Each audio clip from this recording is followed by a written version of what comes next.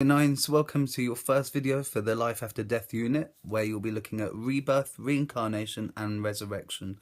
Now, for what we're going to be doing lesson, you need to make sure that you understand all these three key terms, two of which you would have looked at when you were in year 8, and resurrection we very briefly touched upon. So without further ado, let's begin. Right, so the first thing we're going to look at is rebirth. Now, you'd have looked at this when you looked at Buddhism in year 8. Now, it's unlike reincarnation because there is no soul in Buddhism, and what it is that follows you around your different lives is your karma. Now, karma is almost like an account in a way, where if you do good, good happens to you, and if you do bad, bad happens to you, and that can affect your next life and what you come back as. So some Buddhists would say that when you die, you might come back as an elephant or a cat or a lion or even a tree. And the reason you do this is because you've got lessons that need learning, and that's all based on your karma. Now, because there is no soul, there is no memory of your previous life. So Buddhists believe that every life you start afresh, and that's based on your karma. Now, the only way you can achieve enlightenment and break free of this cycle of rebirth is by being a human, and the Buddha actually said that you get to be human once every 1,000 years, so you should really make the most of this life. Reincarnation is very different to rebirth. In principle, it's the same. It's about having another life, but the Hindu concept does vary. The one way it is similar is that it is your karma that influences things, because Hinduism, like Buddhism, has a belief in the laws of karma.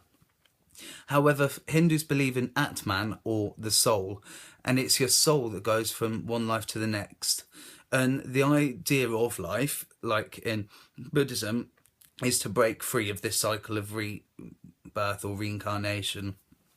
Now, instead of coming back as a different animal or tree, Hindus believe that you come back as a human again, but in a different caste. Now, when you watched Kabhi Khushi Kabhie Gham last year, you would have done some work on the Hindu caste system afterwards, and there are 5 different levels, ranging from the untouchables at the bottom to the Brahmins at the top. So if you've somewhere in the middle, and you've had a really good life and you've been a great person, you might come back in a higher caste. Likewise, if you've not lived a very good life for some reason, you'll come down lower in the caste system. And generally the reasons for that are because you might owe a debt to somebody, you've got to learn a lesson, or in some cases it could be a punishment for the way you've been, or a reward if you've been really good. Now, different to reincarnation and rebirth is resurrection.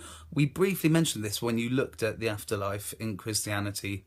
It's very common in Christianity, and there are 2 types according to the faith. There's a spiritual resurrection and the physical. Now, the spiritual resurrection, Christians would explain as being when one goes to heaven, your soul goes to heaven, and the physical refers to something that could come further down the line. Now, we get the concept of resurrection from Jesus because, as you're probably aware, Jesus died on the cross, and then 3 days later he came back, he rose again, he was resurrected.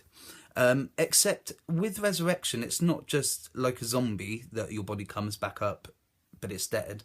It's said to be almost like you're brand new. It's still you, it's still your soul, but it's a better version almost. And so when Jesus came back, it was like the ultimate form essentially of his life. And Christians believe that there'll come a time when we will be resurrected to be judged, and those that have proved that they've done well in life and that they lived a good life and so on are likely to live in the kingdom of heaven on earth. So it's not about having multiple lives, but resurrection does point to another life down the line. So even though it'll be a same soul and the same body, there is gonna be another existence, but it works in a very different way to reincarnation and rebirth, and it's not an endless cycle. It's just you die and then we will be resurrected. Hopefully while you've been watching this, you've been taking notes using the standard notes format. If not, I suggest you go back and take your notes for Resurrection, Rebirth and Reincarnation, and feel free to watch a video on taking notes.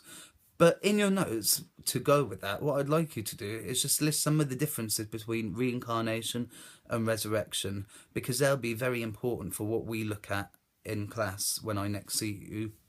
So feel free to re-watch the video to just double check your ideas on reincarnation and resurrection.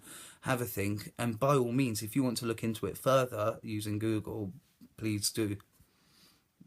Right, we've come to the end of the video. What you need to make sure you can do for your next lesson is tell me what rebirth is, what reincarnation is, and what resurrection is. And also try and be able to talk about the differences and similarities between them. And it's really important you think about what makes them similar, what makes them different. In lesson, we're going to be looking at the importance of the present life, and we're going to look at these concepts of rebirth, reincarnation, resurrection, and we're going to think about what does that tell us about how important this life is.